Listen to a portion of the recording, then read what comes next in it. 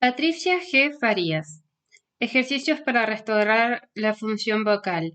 Observaciones clínicas. 1.2. Sistema resonancial y articulatorio. Nociones de acústica. Un cuerpo en movimiento constituye una fuente de sonido que vibrará a una frecuencia particular determinada por las características físicas del cuerpo. Esta frecuencia es su frecuencia de resonancia. El efecto por el cual un cuerpo que vibra hace vibrar a otro se llama resonancia y el objeto afectado resonador. Borsone de Manrique, 1980. Figura 1.9. Registro de distintos tipos de vibraciones. 1. Tono puro o simple. 2. Sonidos complejos, cuasi periódicos. Y 3. Ruido aperiódicos.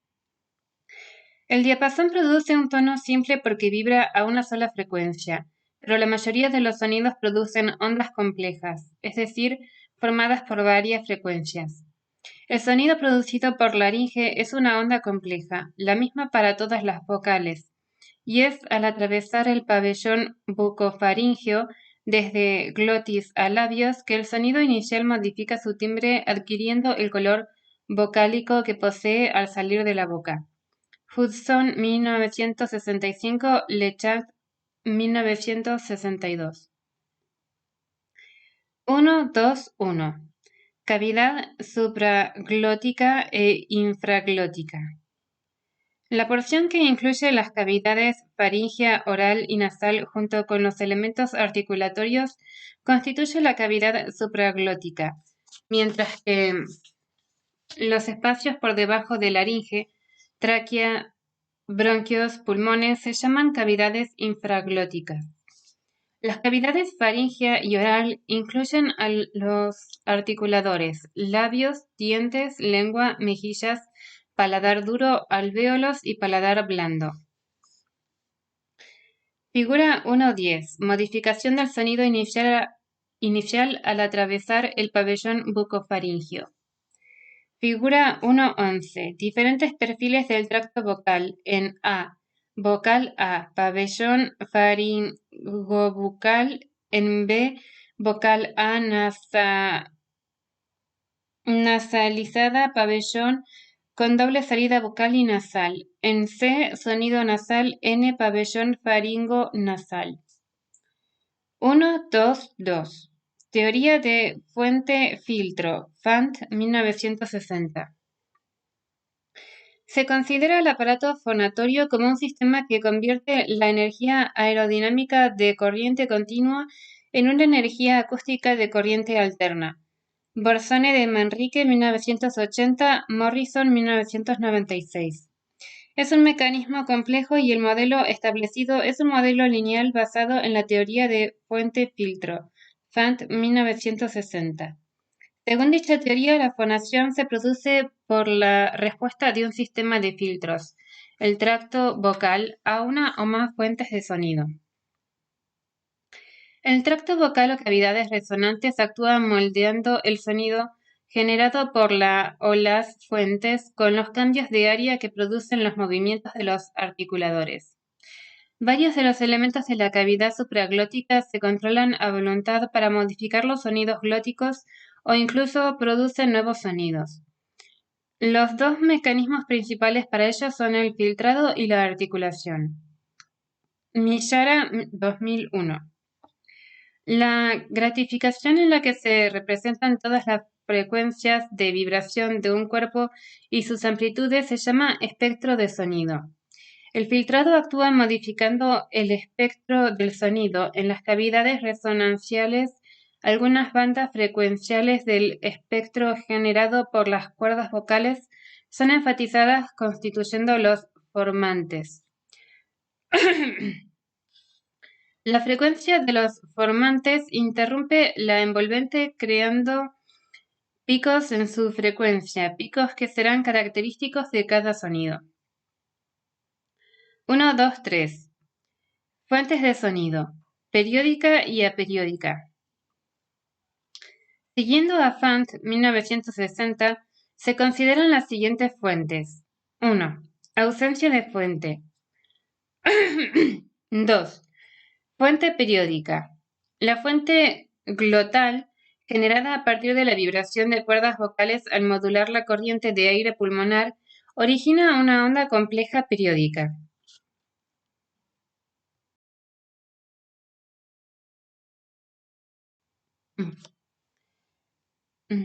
Se utilizan vocales y semivocales. 3. Fuente periódica y fuente de ruido. Se combinan la fuente glótica y la fuente de ruido, como por ejemplo en las fricativas sonoras como la D y L, en las que las cuerdas vocales vibran generando una onda compleja periódica a la que se le agrega una onda de ruido por el componente friccional.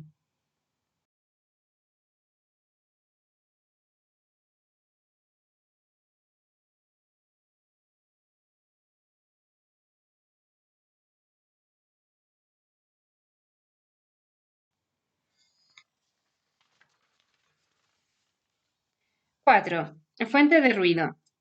Esa periódica. En el habla tenemos la fuente fricativa generada por la turbulencia de la corriente de aire pulmonar forzada a través de una constricción en el tracto vocal. La glotis está abierta. Es el caso de las consonantes sordas tales como S, F. La fuente plosiva también es aperiódica y se genera por la expulsión instantánea, explosión de un caudal de aire retenido, implosión por un cierre del tracto vocal. Es el caso de las consonantes plosivas sordas tales como P, T y Ch. La articulación es una modificación principalmente a nivel temporal de los sonidos y está directamente relacionada con la emisión de los mismos y con los fenómenos transitorios que los acompañan. Millara, 2001. 1, 2, 4. Clasificación de los sonidos de la voz.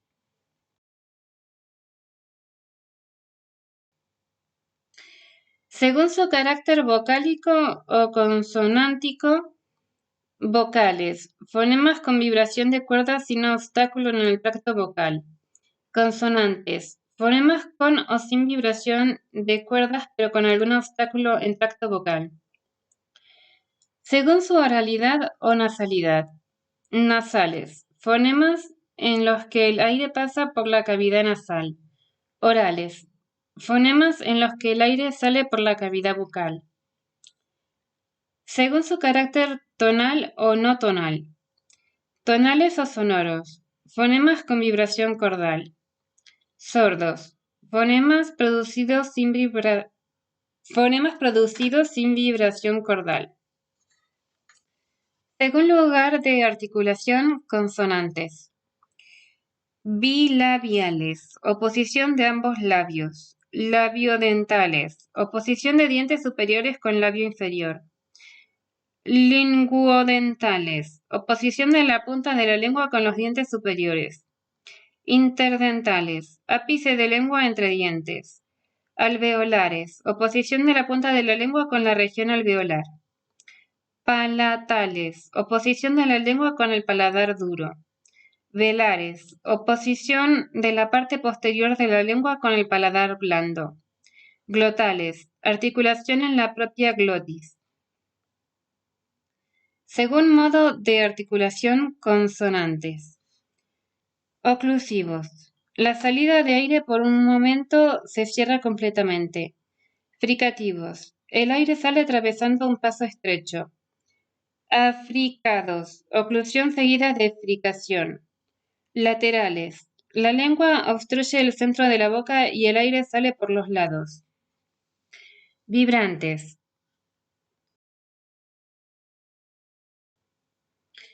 La lengua vibra cerrando el paso de aire intermitentemente. Semivocales. El articulador se acerca a una zona del tracto pero no llega a estrecharlo. Según posición de los órganos articulatorios vocales. Posición vertical. Alta, media, baja.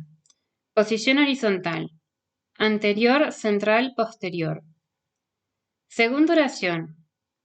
En el castellano la duración de los sonidos no tiene importancia semántica, pero sí en el plano expresivo a través de la agogia, es decir, la acentuación a través de la duración.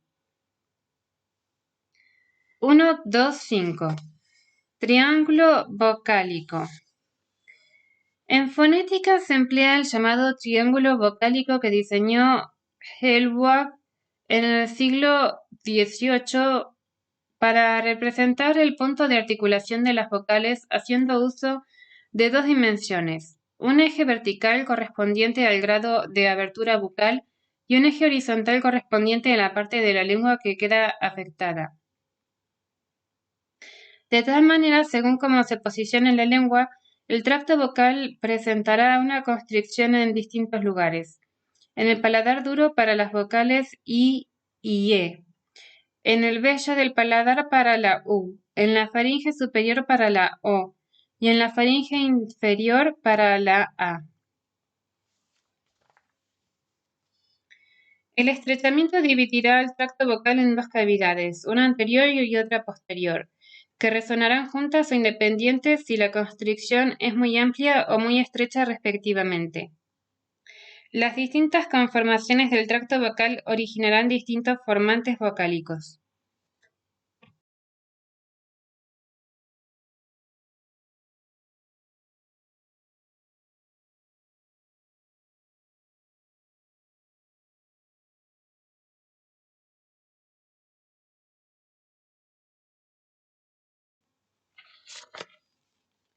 Uno, 3.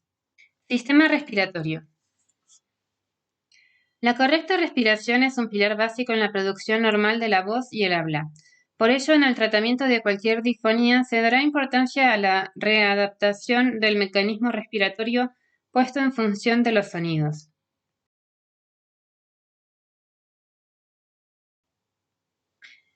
La función primordial del aparato respiratorio es garantizar la hematosis, es decir, proporcionar oxígeno a la sangre arterial y eliminar anhídrido carbónico de la sangre venosa. Escolá Balagueró, 1989, Aronson, 1990, Segrenaitich, 1991, Lejuche, 1993, otros. En forma secundaria, el aparato respiratorio debe proveernos del soplo necesario para distintas producciones, tales como toser, silbar, hablar, cantar y gritar. 131. Respiración pasiva y activa.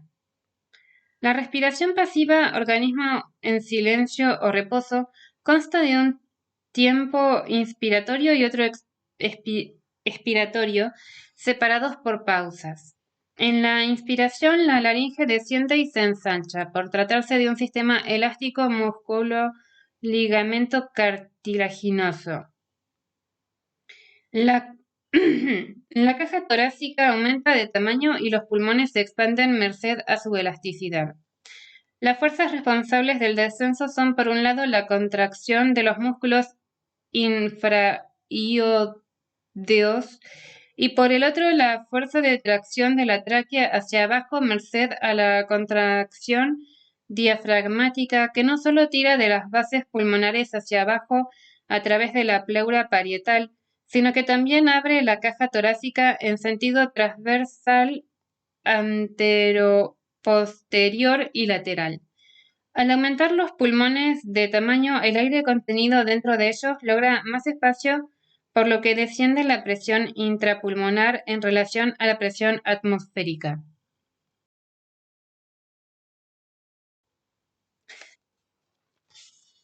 Cuando estas presiones se igualan, comienza la expiración.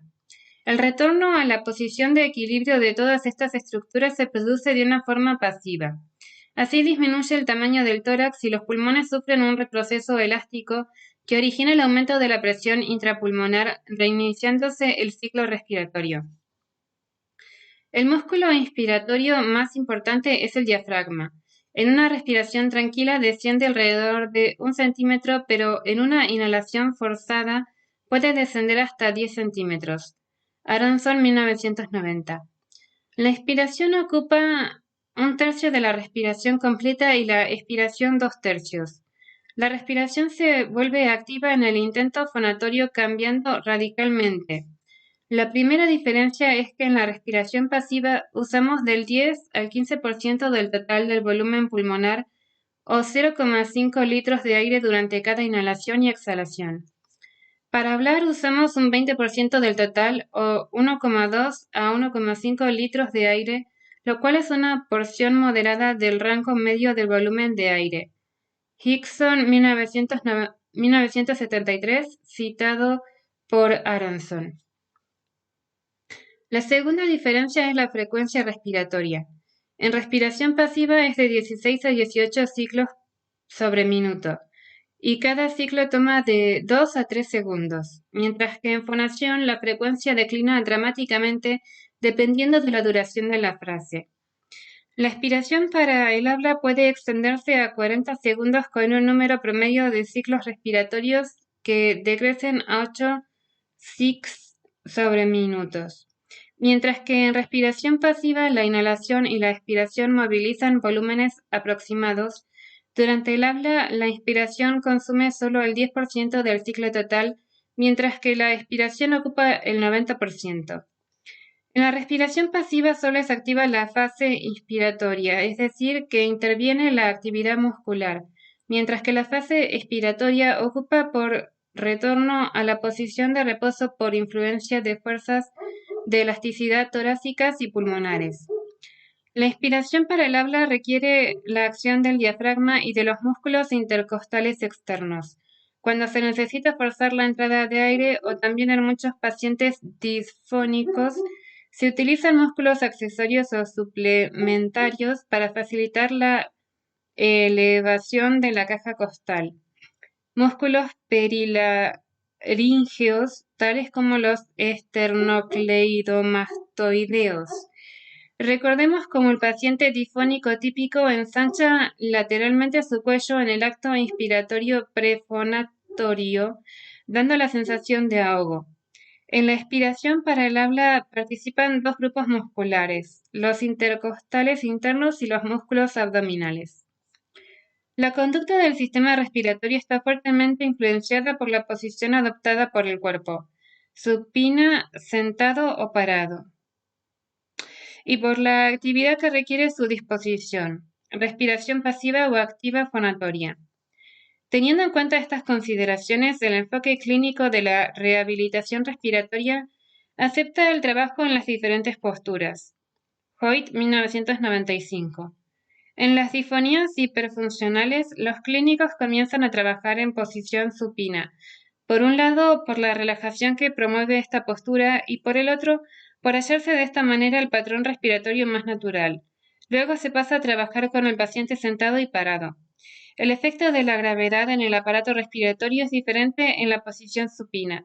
En dicha posición, la gravedad opera en sentido expiratorio sobre la caja costal y el abdomen y conduce el contenido abdominal y el diafragma hacia la cabeza.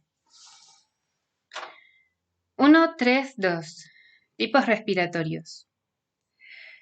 Está determinado por la zona que presenta mayor movilidad. Existen dos tipos de respiración alta. Clavicular, se levantan los hombros, y costal superior, se eleva zona de pecho. Luego tenemos dos tipos respiratorios bajos, abdominal y costodiafragmático, con zona costal inferior y diafragma, siendo patológicos los tipos respiratorios altos.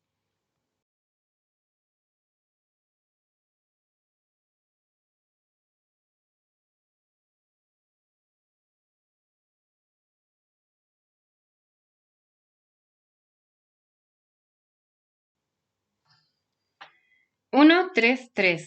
Ajustes necesarios en la coordinación fonorrespiratoria. Un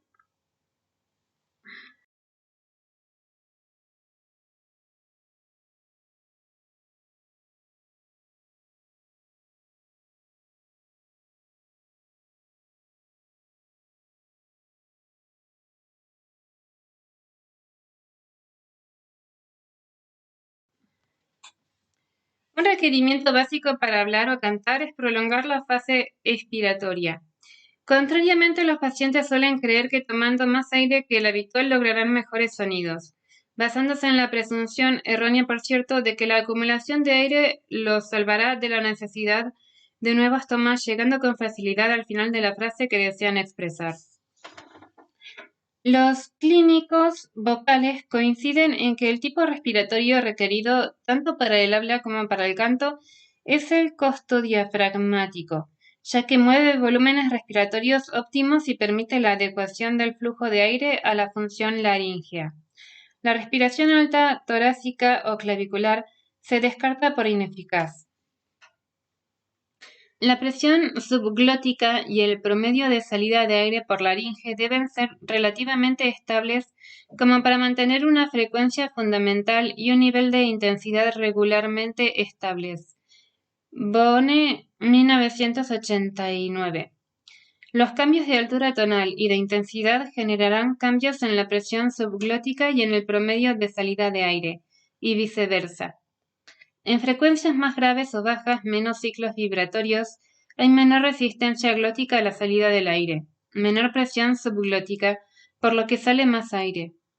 En frecuencias agudas o altas, mayor cantidad de ciclos vibratorios, hay mayor resistencia glótica a la salida del aire, mayor presión subglótica, por lo que sale menos aire. Observación clínica. La disfonía funcional típica suele presentarse con voz agravada. Este paciente dice, se me va el aire, y observamos cómo al fonar empuja hacia adentro la pared abdominal mientras su frase se transforma en una pendiente de tonos en descenso.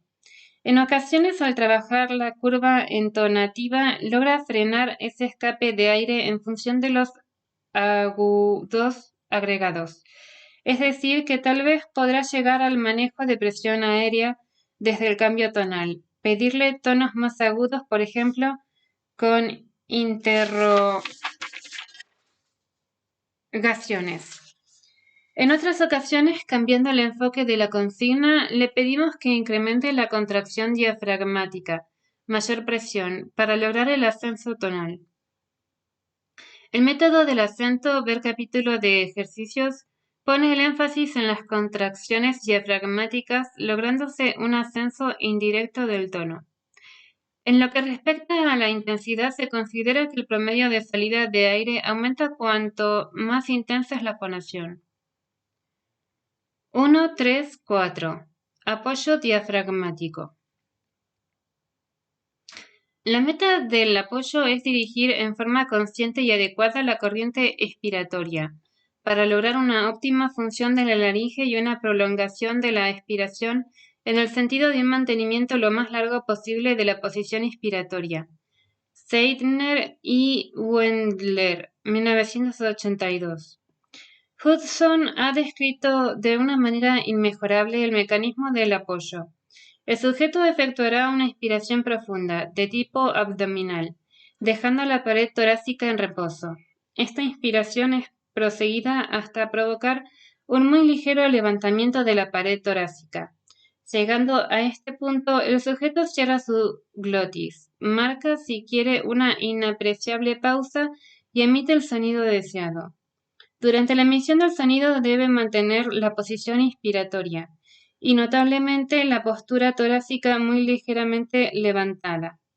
La expiración fónica, es decir, el mantenimiento de la presión infraglótica durante la emisión de la voz, se efectúa por un ascenso regular del diafragma bajo control de la musculatura abdominal.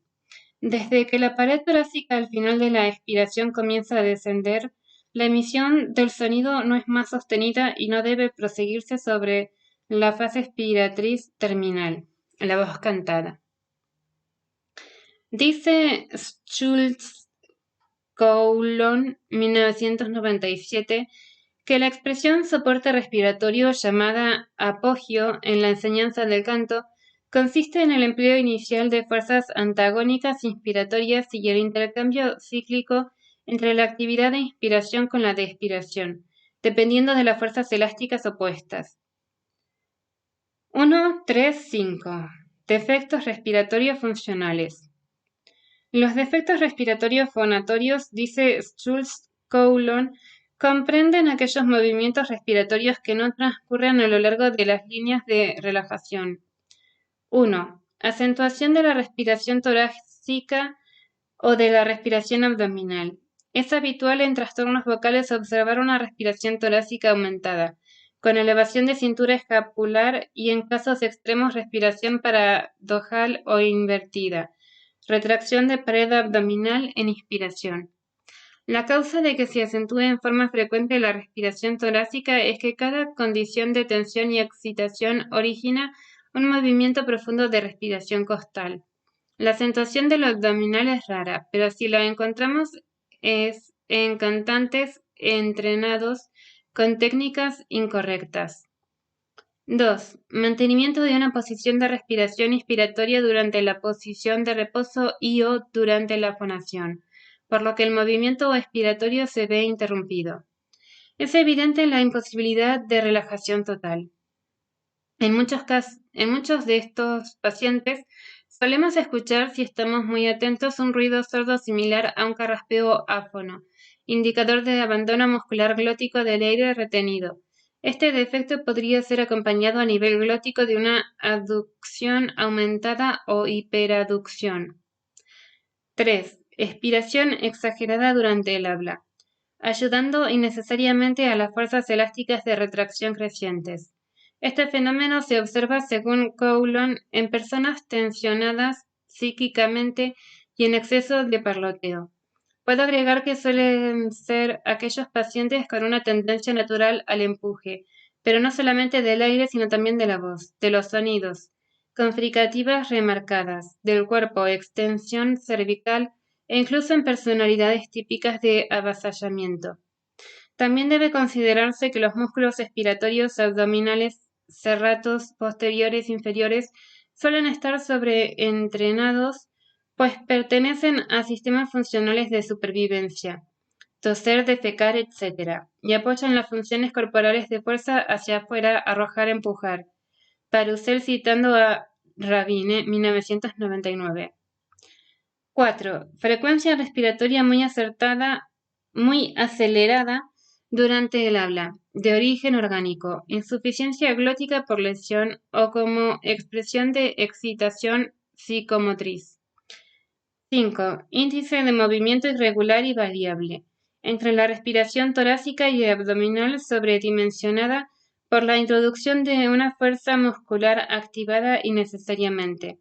Esta irregularidad la observamos de manera extrema en la disfonía espasmódica. También existen defectos respiratorios asociados a la existencia de lesiones por lo que no son considerados funcionales, tales como consumo acelerado del aire por aumento de velocidad expiratoria a nivel glótico por presencia de masa que impide el correcto cierre, rangos respiratorios dinámicos disminuidos por enfermedad pulmonar, etc. Capítulo 2. Voz normal versus voz anormal. Clasificación de disfonías. Características vibratorias y síntomas. 2.1.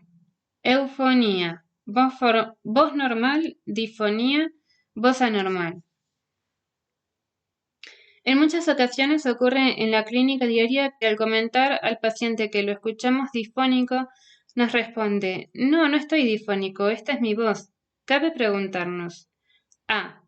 ¿Toda voz considerada difónica es anormal y toda voz libre de disfonía es normal? B. ¿Puede una persona tener voz difónica como voz propia o se trata de una voz adquirida en algún momento de su vida? C. ¿La voz eufónica es siempre compatible con una voz agradable y en forma inversa la voz difónica es sinónimo de desagradable? D. ¿La voz difónica es siempre signo o síntoma de enfermedad? Todos distinguimos voces de niños, voces de hombres, voces de mujeres, voces de ancianos y reconocemos también en cada uno de estos tipos de voces el límite entre lo normal y lo anormal. Moore, 1971, citado en Aronson, 1990. El lugar para colocar el umbral entre lo uno y lo otro, dice Aronson, es juzgado por cada oyente en base a patrones culturales, educación, medio ambiente circundante, desarrollo propio vocal y factores por el estilo. El clínico vocal partirá de evaluaciones más objetivas para dicha determinación, pero debe estar alerta con respecto al imaginario vocal colectivo que imprimirá huellas tan profundas en el paciente como para generar expectativas, a veces justas y a veces desmedidas de lo que se espera que sea su voz. Podemos considerar como voz normal o eufónica a aquella que posee un equilibrio de sus componentes. Altura tonal apropiada a la edad y sexo del hablante. Intensidad apropiada, ni baja que no se oiga ni muy alta que llame la atención. Timbre agradable al oído, lo que implica una cualidad musical y la ausencia de ruido. Flexibilidad dada por el interjuego permanente entre altura e intensidad. Variaciones acordes a la forma en que se quiere expresar algo y a los sentimientos que se quieren transmitir. Para la sabiduría popular, voz difónica o afónica, término erróneo ya que indica la ausencia total de voz y no la pérdida parcial, es sinónimo de ronquera. A partir de allí surgen una enorme cantidad de términos más bien referidos a la cualidad, tales como voz soplada, metálica, monótona, dura, raspada, gutural, cavernosa, infantilizada, nasal, etc. Siguiendo los conceptos anteriores, consideraremos anormal o difónica a aquella voz con altura tonal inapropiada para la edad y sexo del hablante, intensidad inapropiada o muy baja o demasiado alta, timbre desagradable al oído, como por ejemplo una voz estridente, ausencia de flexibilidad entre altura e intensidad. Por lo que difonía es toda alteración de la voz en la que se halle afectado, aunque sea uno de los parámetros mencionados. La severidad de la difonía dependerá del grado en que se haya afectado dicho parámetro y del impacto en la función vocal. Belau y Pontes, 1989, dicen: la difonía se refiere a toda o cualquier dificultad en la emisión vocal que impida la producción natural de la voz. La difonía siempre es un síntoma que puede constituirse como síntoma único o puede formar parte de un conjunto de síntomas de una determinada enfermedad. En ocasiones es un síntoma secundario, como por ejemplo la disfonía presente en un cuadro neurológico severo, alteraciones múltiples, y en otras ocasiones toma un rol tan principal que puede enmascarar una enfermedad latente. Queda en manos del equipo multidisciplinario la evaluación adecuada que permita arribar al diagnóstico certero. Podemos ya ir respondiendo a las preguntas del inicio. A. Para el especialista en voz, que llamaremos a partir de aquí clínico, vocal, la voz difónica es considerada anormal, fuera de la norma, siendo su opuesto la voz eufónica considerada normal. B. La persona no es disfónica como suele creerlo, sino que ha adquirido en algún momento la disfonía como consecuencia de usos vocales inadecuados, por lo que puede eufonizarse, revirtiendo los patrones erróneos de fonación adquiridos.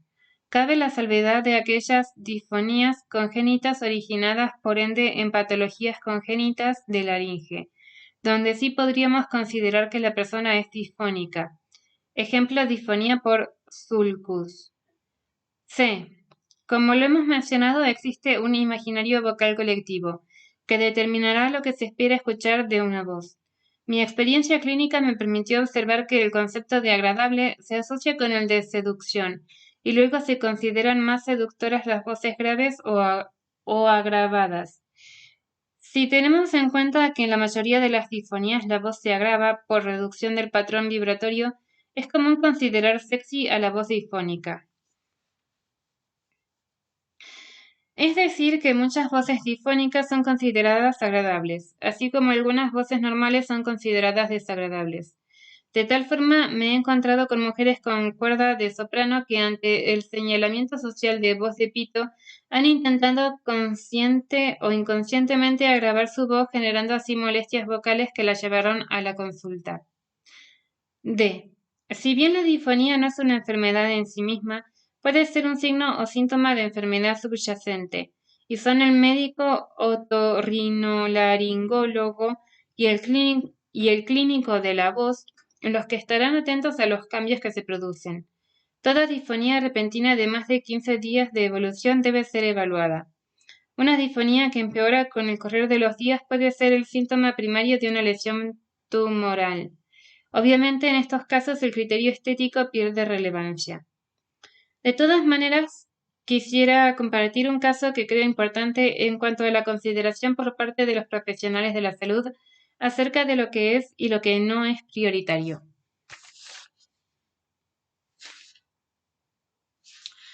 Capítulo 7. Programa de cuidados vocales, higiene de la voz.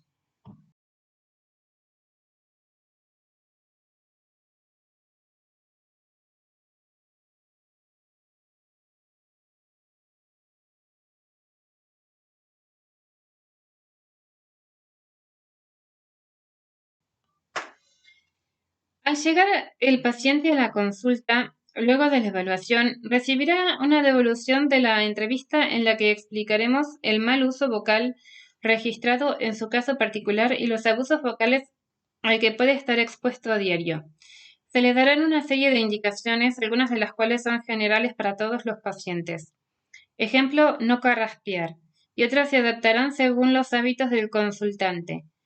Belau y Pontes 1993 definen a la higiene vocal como las normas básicas que auxilian a preservar la salud vocal y a prevenir la aparición de alteraciones y dolencias. Deben ser cumplidas por todos y particularmente por las personas que más utilizan su voz. 7.1. Acciones contraindicadas en general. 7.1.1. Carraspeo y tos. Uso de carraspeo y o tos para aclarar la garganta. Se explica al paciente cómo esta acción implica un golpe de cuerdas vocales que solucionará su problema en forma aparente, ya que sentirá menor mucosidad o disminución de la sensación de cuerpo extraño que le durará milésimas de segundo. En cuanto continúe hablando, la sensación volverá igual o peor que anteriormente, estableciéndose un círculo vicioso entre carraspeos y mayor generación de mucus y molestias. Cada golpe puede dañar aún más a los delicados tejidos cordales. Explicamos lo que implica una tos fisiológica para barrer con cuerpos extraños y cómo entonces el carraspeo y la tos deben reservarse para esas ocasiones eventuales. En muchos pacientes ni siquiera aparece el carraspeo con la idea deliberada de aclarar, sino más bien se instala como un tic cada vez que decide comenzar su habla. Por ejemplo, es típico que carraspeen antes de decir hola al recibir una llamada telefónica o pasa en sesión que al sentarse el terapeuta frente al teclado, el paciente carraspea previniendo el comienzo de la vocalización. Suele haber una resistencia al abandono de este hábito, negando que sea inconsciente. Dicen que es una necesidad imperiosa frente a la dificultad fonatoria. Con mucha paciencia, el clínico vocal debe explicarles que el hábito adquirido hace creer en la supuesta necesidad, como puede ocurrir con otros vicios, y se demuestra empíricamente al marcar las situaciones arbitrarias en las que aparece. Cuando está sentado en un cine y se apagan las luces, y se comenta en forma hilarante: ¿pueden tantas personas que carraspean en dicha situación al unísono verse casualmente atravesadas por mocos todas juntas? Cuando toca el timbre de la puerta del consultorio, cuando levanta el teléfono, etc. A veces el paciente dice no registrar el momento en que carraspea. A tales fines esta técnica me resulta eficaz. Luego de haber entendido cabalmente por qué debe evitarse carraspear, le digo que cada vez que lo haga en sesión no volveremos sobre el tema y continuaremos con el ejercicio que se esté trabajando, pero yo le haré una seña que puede consistir en levantar mi dedo índice tantas veces como carraspee. Igualmente le pido que comente esto a alguien allegado de su plena confianza para que lo ayude de la misma manera fuera de sesión. Esta técnica suele alcanzarme para erradicar el hábito de carraspear. Por supuesto que tendremos en cuenta la personalidad del paciente y no podremos hacer tanto hincapié en un sujeto con características obsesivas. En cuanto al carraspeo, que no es tic y que realmente pretende desalojar mucosidad de cuerdas vocales, se le sugiere que lo efectúe en forma áfona para reducir el impacto mecánico del golpe en forma de golpes de aire impulsados desde contracciones abdominales. A esta indicación se agrega tragar saliva y beber agua. 7.1.2. Gritos. Los gritos empeoran la disfonía. El paciente lo percibe y no son necesarios para una comunicación efectiva. Muchas veces el paciente dice, yo no grito, pero desde que ingresó en nuestro consultorio, se condujo con una voz elevada por encima de la intensidad normal. Se le explica que gritar no solo tiene la connotación de discutir, suele avergonzarse por esto, sino también implica usar una voz fuerte. Si el volumen alto es constante, se lo instruirá al paciente en la terapia de voz confidencial. Capítulo 5. En lo que respecta a los gritos aislados, se le pide que no llame de un cuarto al otro o de un piso al otro. Debe acercarse a su interlocutor o utilizar intercomunicadores. Si considera necesario el grito para puesta de límites, como por ejemplo lo hacen algunos docentes, se le pide que busque otros recursos tales como palmas, silbatos, etc. No olvidemos que el grito aparece en la puesta de límites cuando el adulto siente que ha perdido autoridad y la frustración que siente por ello lo conduce a un grito que será lesionante para sí mismo. Si el grito es considerado necesario porque la acústica del lugar y la cantidad de gente no permite que se escuche, la solución no está en gritar sino en el uso de un amplificador, micrófono y o megáfono. Como clínicos vocales debemos desarrollar conciencia en la población de la importancia de prevenir. El uso del micrófono será preventivo de aparición de lesiones vocales, en casos en los que se requiera intensidad de voz elevada. 7.1.3. Comunicación en entornos ruidosos. En ambientes de ruido, bares, restaurantes, etc., el sujeto se verá obligado a elevar la voz para poder ser escuchado, lo que lo llevará al punto anterior. Se le pide que evite estos entornos mientras esté incluido en el programa terapéutico, al menos hasta que la difonía vaya cediendo y pueda aprender una forma efectiva para elevar la voz sin llegar a la difonía. Obviamente esta enseñanza es para cortos periodos de elevación de la voz y no para mantener una comunicación fluida por horas en voz elevada. Si debe asistir a un lugar ruidoso y posee su difonía habitual, se le pide que reduzca la cantidad de habla y que al hablar acerque su boca al oído de su interlocutor. Más allá de la remisión de la disfonía, el tratamiento poco a poco hará que el paciente adquiera nuevos patrones de comunicación, con necesidades comunicacionales diferentes a partir de sentir el placer de una voz armoniosa y el displacer frente al sobreesfuerzo vocal, seleccionando entonces en forma más efectiva los entornos aptos para una comunicación extensa y fluida.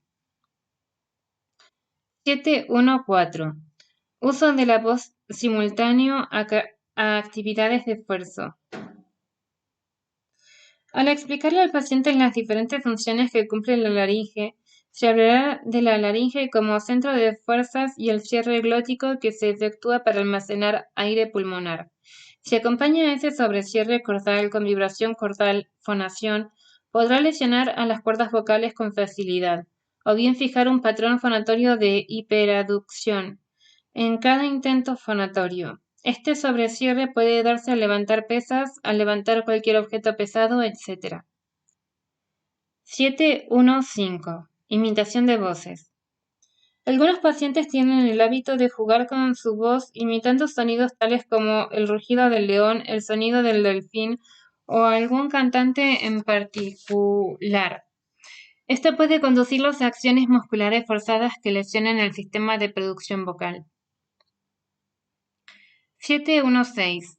Voz susurrada. El susurro causa mayor esfuerzo vocal y no descanso como lo cree la sabiduría popular. Recordemos que el susurro con hiatus triangular posterior favorece la lesión nodular en tercio medio. Ver capítulo 5.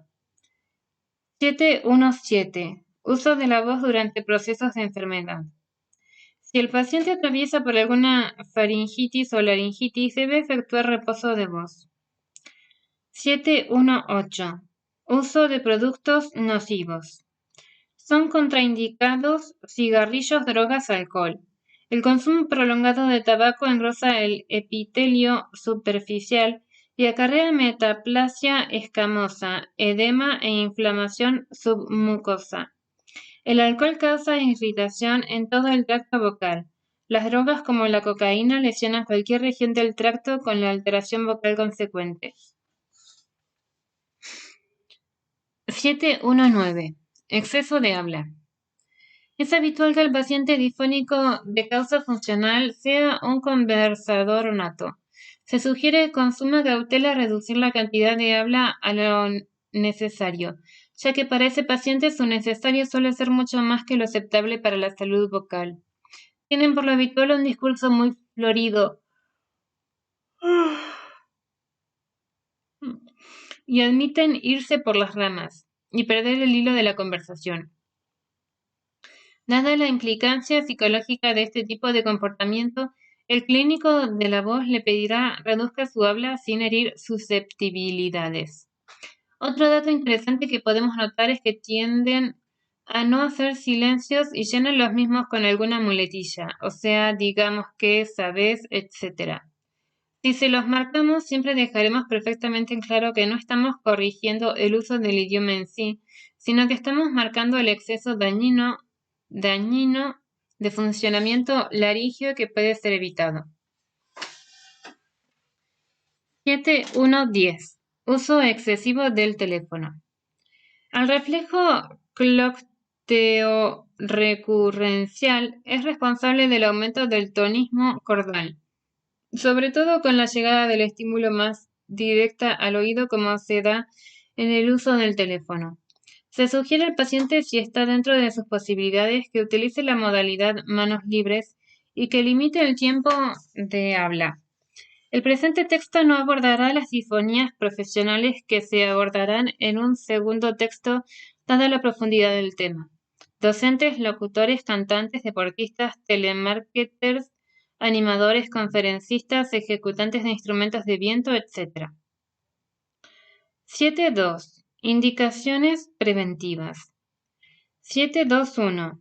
Límite de cantidad de tiempo de habla. El reposo vocal absoluto se reserva para casos de hematoma de cuerdas vocales y laringitis inflamatoria o infecciosa. En las patologías restantes se sugiere un reposo parcial que consiste en reposos vocales intercalados entre momentos de habla. Por ejemplo, si el paciente debe hablar durante 2 horas en forma continua, se le pide que intente permanecer en silencio las 2 horas posteriores para permitir una cierta recuperación vocal. Debe reprogramar sus actividades para lograr periodos de descanso.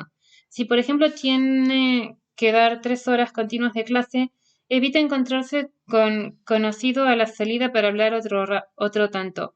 Es decir, que debe intentar distribuir en la semana sus horas de habla de tal forma de poder contar con descansos vocales entre actividades. 7.2.2. Hidratación. La hidratación está recomendada fuertemente por todos los terapeutas de la voz. La capa superficial de las cuerdas vocales debe ser bien lubricada para disminuir la fricción de la vibración. La cantidad y el tipo de líquidos que se ingieren permitirán o inhibirán la secreción mucosa normal a nivel cordal. Dentro de las recomendaciones típicas se incluyen la toma diaria de un mínimo de 8 vasos de agua, la humidificación del ambiente circundante, evitar aire acondicionado o calefacción excesiva y la respiración nasal.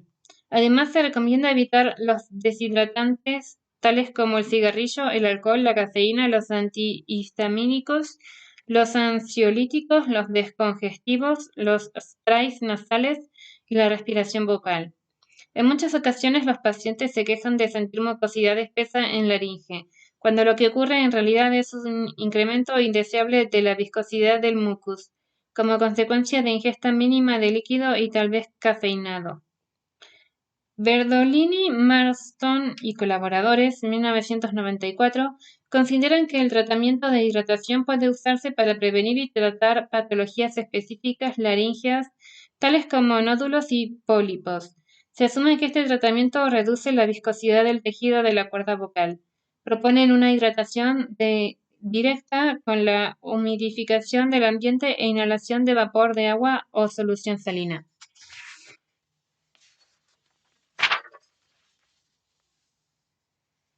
7.2.3. Descanso. Pacientes difónicas adolescentes suelen empeorar luego del fin de semana porque tienen por costumbre salidas nocturnas por 2 o 3 días seguidos, más allá de considerar lo ruidoso del lugar al que asisten, con poco o nulo descanso entre ellos. 7.2.4. Hablar en tono óptimo. En sesión, el paciente encuentra su tono óptimo y registra perfectamente cuando está hablando muy por encima o muy por debajo de él. No nos referimos a cambios de 1 o 2 tonos que serán trabajados en sesión, ya que no podemos pretender que el paciente desconocedor de fenómenos vocales registre en su vida cotidiana este cambio. Pero cuando el agravamiento o agudizamiento es marcado, como lo observamos cuando el paciente fona por un lapso continuo, un indicador muy claro que aparece es el dolor y con técnicas tales como fritar, decir si la voz es muy aguda como en cuadros psicógenos. Una sirena ascendente con repetir la frase en forma de pregunta si la voz es muy grave, podrá volver a un tono que no lo daña. Si fuera habitualmente en frito típico en trastornos psicógenos con características depresivas, se le enseñará a identificar este registro para evitar su uso. También se le pedirá que evite el monotono o habla monótona.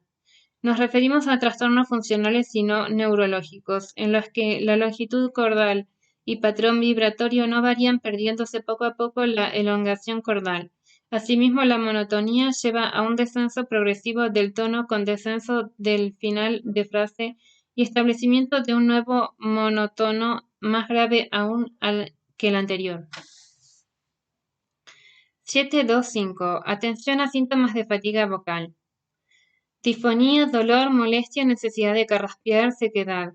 Recurrir al silencio o al recurso terapéutico indicado para su caso en especial. Incremento de agua, bostezos, etc. También prestar atención a los ataques bruscos o golpes de glotis que el clínico vocal enseñará a identificar. 7.2.6. Atención a las tensiones generales y específicas.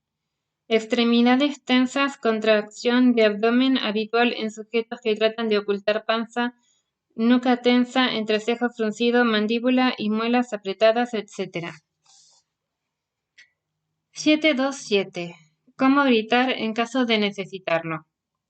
Si es necesario que llame a alguien con gritos, solo si es necesario evitarlo preferentemente, utilizar voz más aguda y sobrearticulación, exactamente lo contrario que pretendería hacer. Aumento de intensidad excesiva en tono grave. El paciente dice sentirse ridículo al gritar más agudo y agrega, pero esa no es mi voz. Y esa es la respuesta, no es su voz. La voz hablada es más grave que la voz elevada en intensidad. La agudización es un mecanismo protector y de adaptación vocal necesaria para no dañar el delicado tejido laríngeo, ya que al aumentar el flujo de aire a alta intensidad, debemos aumentar las vibraciones cordales, tono más agudo. 7.2.8. Evitar voz cantada en un registro inadecuado. Como explicamos anteriormente, el texto no hará referencia a las difonías profesionales, pero ocurre muchas veces que el paciente canta porque le gusta y lo hace en un tono que no le corresponde, por lo general más grave que el adecuado, ya que es fácil por coincidir con la voz hablada, mientras que el agudo no lo logran por falta de técnica o da vergüenza. También en ocasiones llegan a consulta pacientes que comenzaron a quedarse difónicos al comenzar a cantar. Les pregunto, ¿estudia canto? Y responden, no, lo hago por hobby, tengo buen oído. Y resulta que el hobby les lleva varias horas semanales, tantas como las de un cantante profesional. O comienzan en un coro y como no llegan a los agudos se ubican con los de voz más grave. Muchas sopranos cantan como contraltos. Si uno compra un instrumento costoso como puede ser un piano o un saxofón, suele contratar a un profesor para tomar lecciones, pero como el laringe es un instrumento que todos poseemos, el llevarla puesta nos hace creer que se la puede tocar, cantar sin necesidad de aprendizaje previo. No alcanza con el oído musical. Hace falta una técnica adecuada que no dañe a la laringe, que es un instrumento tan o más costoso que los otros en cuanto a la preservación de la salud vocal necesaria para la comunicación en nuestra vida de relación. Por lo que en estos casos, además de las otras indicaciones, se le agregará, una vez superada la disfonía, la indicación de estudio de canto si se pretende continuar cantando. 7.3. Reflujo y voz. En algunos pacientes el ácido gástrico pasa a esófago y a garganta produciendo su irritación e inflamación. Esto se denomina reflujo, pero debe diferenciarse del reflujo gastroesofágico, RGE, del reflujo faringolaríngeo, RFL. El RGE es el movimiento retrógrado del contenido gástrico hacia el esófago, no causado por vómitos ni eructos. El RFL es el reflujo gastroesofágico que alcanza las estructuras superiores por encima del nivel del esfínter esofágico superior. El esfínter esofágico interior, EEI, está formado por los músculos intrínsecos de la porción distal del esófago, junto con las bandas musculares del estómago y los pilares del diafragma. El esfínter esofágico superior, EES, está formado por los músculos cricofaríngeo y constrictor inferior de la faringe, unido al chatón cricoideo, y por los músculos extrínsecos de la laringe al hueso hioides. El esófago superior se inicia en el EES a nivel del cricofaríngeo, Dodero 2005. Casi las 2/3 partes de los pacientes de ORL con trastornos laríngeos y de voz tienen al RGE como causa primaria o cofactor etiológico significativo. Kaufman, 1999, citado en Molina 2002, b. En el examen laríngeo, el RGE se revela generalmente por edema laríngeo y laringitis posterior. Belawski, Postma y Kaufman, 2001, analizan una escala de severidad de 8 ítems clínicos que pueden encontrarse durante la laringoscopía. Reflux Finding Score, RFS. El rango de la escala abarca desde 0, ningún encuentro anormal, hasta 26 puntos, peor valor posible. En la tabla vemos los encuentros laringeos más comunes en los pacientes con RFL, vistos en el Centro de Desórdenes de Voz de Wake Forest University de North Carolina. Cada uno de los hallazgos posee una puntuación según su severidad. Edema subglótico, 0 igual a ausente, 2 igual a presente. Obliteración ventricular, 2 igual a parcial, 4 igual a completo. Eritema hiperemia, 2 igual a solo aritenoides, 4 igual a difuso. Edema de cuerda vocal, 1 igual a leve, 2 igual a moderado, 3 igual a severo, 4 igual a polipoideo. Edema laríngeo difuso, 1 igual a leve, 2 igual a moderado, 3 igual a severo, 4 igual a obstructivo. Hipertrofia comisura posterior, 1 igual a leve, 2 igual a moderado, 3 igual a severo, 4 igual a obstructivo. Granuloma tejido granulomatoso, 0 igual a ausente, 2 igual a presente. Mucus endolaringio espeso, 0 igual a ausente, 2 igual a presente. Tabla Reflux Finding Score, RFS. Esta escala intenta documentar la severidad clínica del RFL. Es fácil de administrar y lleva menos de 1 minuto completarla. A pesar de que cada ítem es enteramente subjetivo, la puntuación mostró mejorías después de la aplicación de terapia antirreflujo.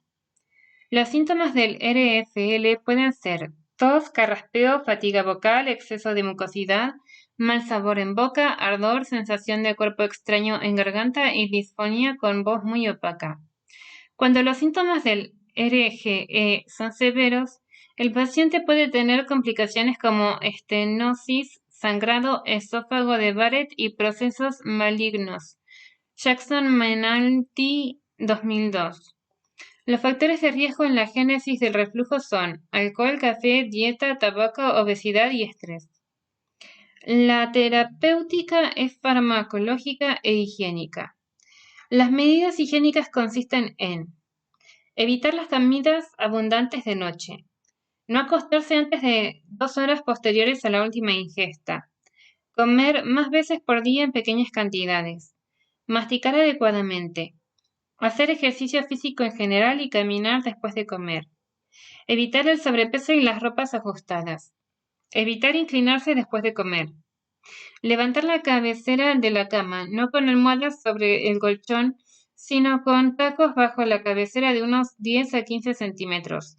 A veces ayuda a dormir sobre el lado derecho.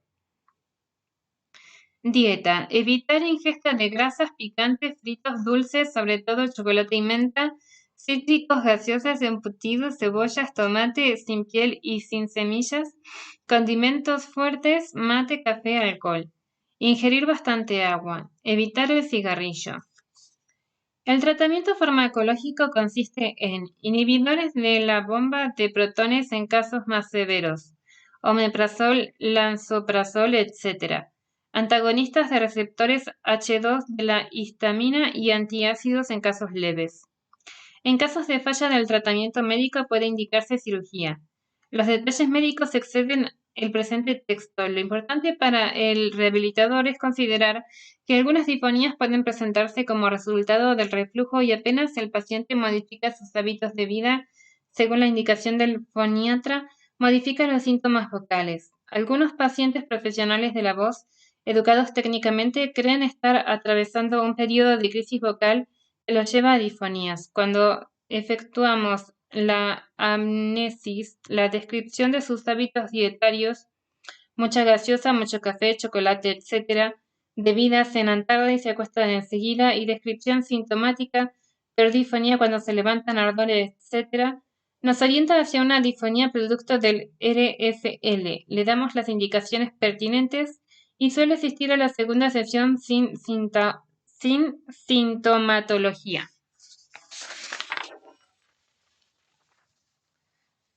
7.4. Alergia y voz.